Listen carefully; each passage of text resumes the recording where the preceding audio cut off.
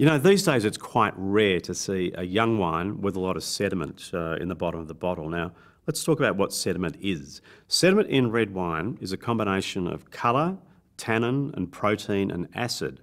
And if it's there in a young wine, it means that the winemaker has generally deliberately chosen not to stabilise the wine before bottling it. And that means the winemaker has chosen not to chill the wine down in a tank for a short period, to let those sediments crystallise out on the inside of a tank before bottling the contents separately. That's a choice of the winemakers, and it really, I guess, shows that the wine is made in what might be described as perhaps slightly more unpolished or handmade style. It can be a little bit irritating, but that just means you just need to decant the wine or filter the wine through a relatively simple metal filter before you serve it. You do, however, expect red wines after a number of years to start acquiring a sediment, but once again, don't be too worried if you see a lot of sediment in the bottle.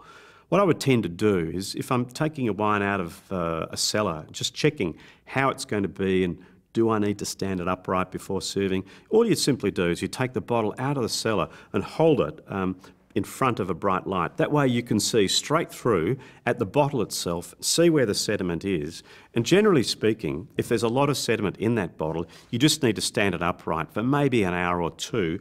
In that time, the sediment sort of just falls to the bottom inside the bottle, and then your job is quite simply to take the cork out or unscrew the screw cap and then decant from the top of it. But it's never something to be worried about it. It doesn't necessarily mean the wine is particularly good or bad. There's no real rule of thumb here, but that's how to handle it. Don't be concerned at all.